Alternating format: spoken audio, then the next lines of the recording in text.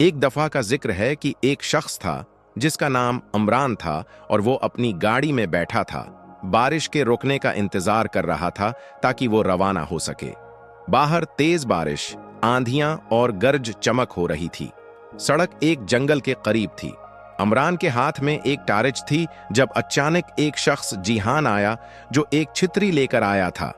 उसने अमरान से कहा, मेरे साथ मेरे गांव चलो। हमें नहीं पता कि बारिश कब रकेगी और अगर तुम गाड़ी में रहोगे तो बुखार का शिकार हो सकते हो।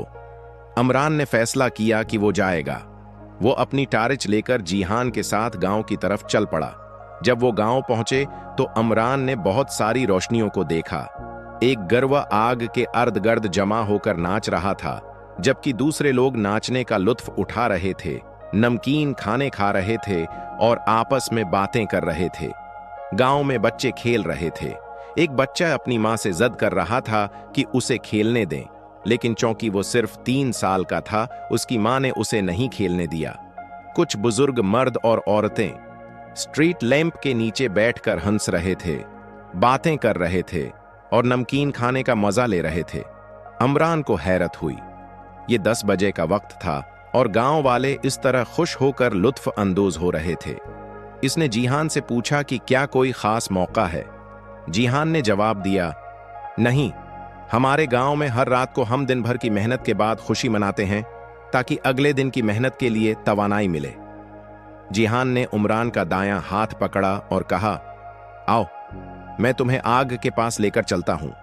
दोनों आग के पास चल पड़े और जिहान ने उमरान को एक कर्सी दी। अमरान ने कर्सी पर अपनी टारिच रखी। जिहान ने अपने दोस्त अब्दुल्ला से तारुफ कराया और वो सब बैठ गए। जिहान ने अमरान को ताज़ा जोश और नमकीन खाने दिए। अमरान ने शुक्रिया अदा किया और गांव के खुशगवार माहौल में लुत्फ अंदोज होने लगा। 2 घंटे गुजर गए मगर अमरान को वक्त का पता नहीं चला क्योंकि वो आग के गर्द नाचने वालों को देखने में महू था। रात के 12:30 अमरान को अचानक एहसास हुआ कि मौसम साफ हो गया है। उसने जिहान से कहा, अब मुझे जाना चाहिए, मौसम ठीक है, मैं घर जा रहा हूं। जिहान ने कहा, ठीक है, खुदा हाफिज, और ये छितरी ले लो अगर दोबारा बारिश शुरू हो जाए। ताहम अमरान अपनी टारिच कर्सी पर भूल गया। जब उमरान अपनी गाड़ी तक पहुंचा तो उसे याद आया कि उसने टारिच जिहान के गांव में छोड़ दी है। उसे ख्याल आया कि वो उसे बारिश में गाड़ी फंसने की सूरत में इस्तेमाल कर सकता था क्योंकि सड़क तवील थी। उसने छितरी गाड़ी में रखी और वापस जिहान के गांव चला गया।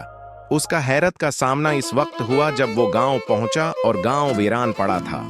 कोई भी नहीं था, न आग थी न लोग, सिर्फ उसकी टारिच जमीन पर पड़ी हुई थी। वो कांपते हुए खौफ के आलम में तेज तेज दौड़ने लगा और टारिच को भी नहीं उठाया। जब वो वापस अपनी गाड़ी पर आया तो वो यह देखकर हैरान रह गया कि छितरी गायब थी।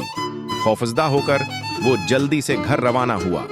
जब वह अपने कमरे में पहुंचा तो वो ये देखकर सटपटाया कि उसकी टारिच सूफे पर पड़ी हुई थी। उसका चेहरा खौफ और कंफ्यूजन से सफेद हो गया